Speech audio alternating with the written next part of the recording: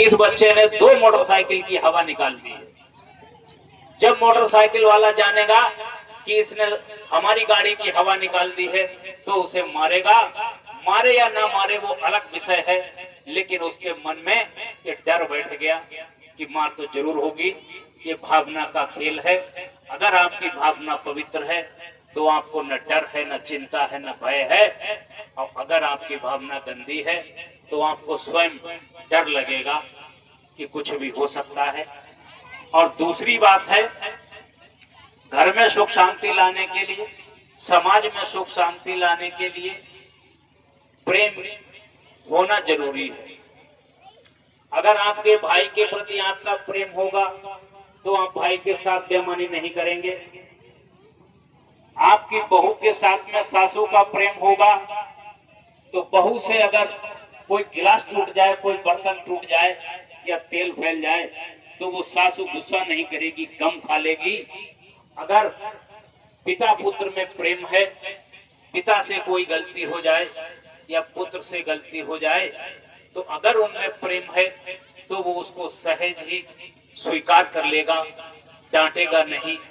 घर में भी प्रेम होना चाहिए, पास पड़ोसी से भी प्रेम होना चाहिए, बहू और सासू में प्रेम होना चाहिए, बेटे और बेटी में प्रेम होना चाहिए, बाप बेटे में प्रेम होना चाहिए। तभी घर में सुख शांति आएगी। और प्रेम कैसे हो, सवाल ये भी है कि प्रेम कैसे हो? जिसके अंदर सहनशीलता होगी, जिसके अंदर गम खाने की ताकत होगी, वही प्रेम को बर्दाश्त कर सकता है, वही प्रेम का पालन कर सकता है।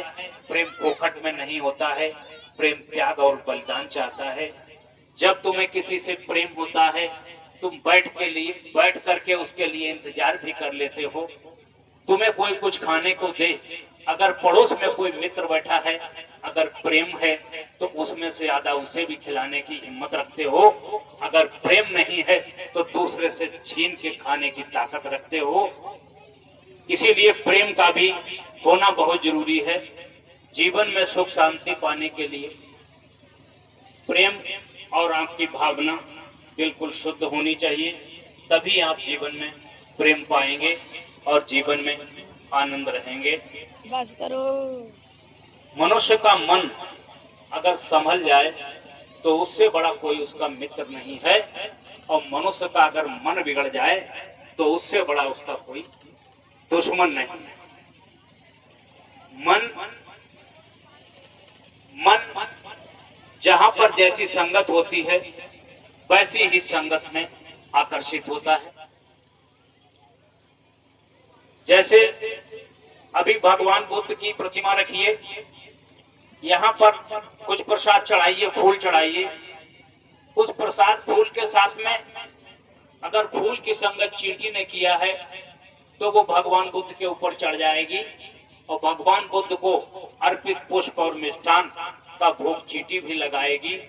अगर वही चींटी सूखी लकड़ी की संगत करती है तो सूखी लकड़ी के साथ जब वो आग में जलेगी तो चींटी भी जल जाएगी। संगत का जीवन में बहुत बड़ा असर होता है। गुणा सर्वत्र पूजते न च वयम न च लिंगम। गुणों की हर स्थान पर पूजा होती है। गुण जाति नहीं देखता है, धर्म नहीं देखता है, गुण किसी विशेष अवस्था को नहीं देखता है। अगर आपके अंदर गुण है, क्वालिटी है, तो आपकी हर स्थान पर पूजा होगी। एक राजा की पूजा उसके राज्य महल में होती है और एक गुणवान की पूजा पूरे विश्व में होती है, पूरे संसार में होती है। अगर कोई नेता या मंत्री आपके क्षेत्र का है तो उसका सम्मान यहीं पर होगा। और हमारे डॉक्टर भीमराव